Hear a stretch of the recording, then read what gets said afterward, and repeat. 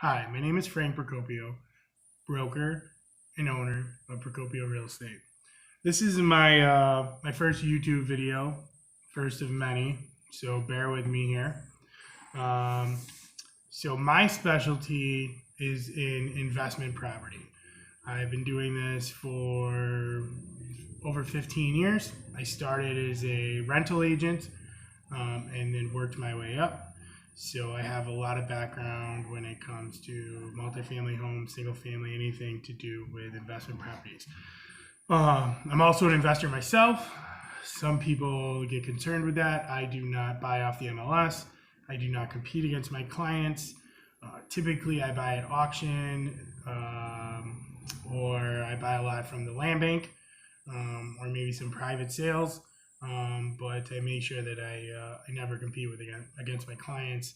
And I think it's important if you have an agent representing you with investments that they thoroughly understand investments and are in the thick of it themselves. So I get a lot of questions, and one of them that I want to address right out the gate, I feel like it's just like the question, what came first, the chicken or the egg?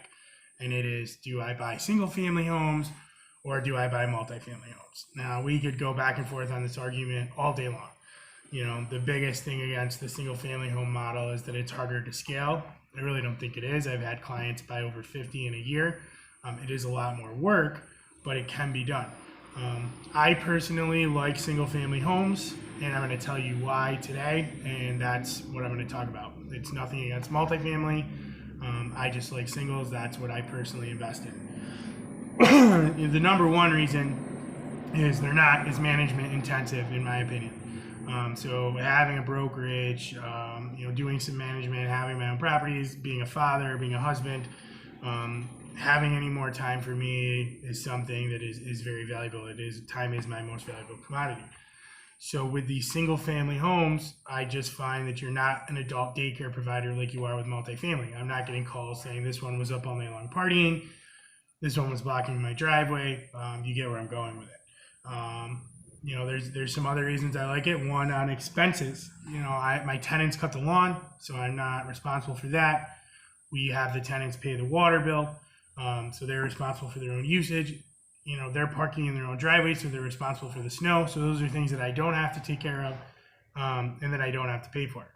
Typically, the taxes on the single family homes are cheaper, which is another reason I like them. So all in all, my expenses tend to be less.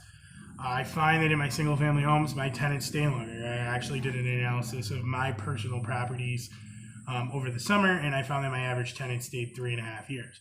Now, if you're all in under $35,000 or even $30,000 on these single family homes, and you're getting $1,000 a month, the tenants are typically paying for the house in the term of tenancy. So that is great. I find that they stay longer and they treat the house better because it's like the American dream. They can take pride in something. They act as if they own the home, and that's all right. That is a great thing for a landlord. Another reason I like it is the market has flourished around here, and I haven't seen single family homes affected at the price per unit like multifamily has. Banks are lending. We have out of state money, out of country money, and it's driving the prices of multifamily through the roof.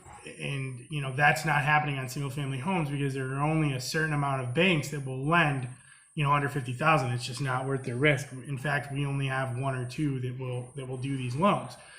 So because the basic laws of supply and demand are in place, the prices on the single family homes have not skyrocketed. So you can still get a great property, like I said, around in the mid 30s with a rent above 1,000. I mean, you do the numbers and you're talking above a 30 to 40% cash on cash return all day long. So I love it.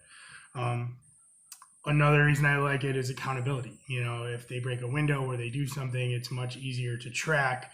So that comes into play, not whereas a multifamily, a window breaks, all the neighbor's kid, did it, or this one did it.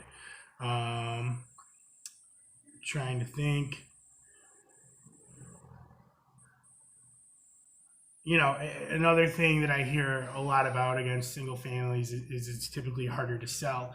I disagree with that. What's great about single families is you have a lot of options down the road. You always want to talk about exit strategy when you're investing. a single family home, you can go when the tenant moves out, you can turn around and renovate it and do an owner occ, and try and get top dollar and basically do a flip, or you can turn around and sell it, to another investor, place another tenant, and do the same thing all over again. In the price point that they're at, I think that they're pretty liquid. I find that we're, as a real estate broker on the other side of it, we're able to move these properties fairly quickly. If we have owners that tend to buy 2, 3, 4, 5 in the same area, when it comes time for them to liquidate their assets, they'll typically package them up. Someone throws a commercial loan on them, and we're able to get them a solid number or a return on their investment.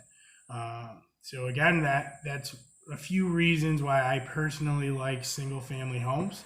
And if you have any questions or you want to discuss single versus multifamily with me, give me a call, 315-928-5394. I'd be happy to discuss it with you or talk about investing. Thank you.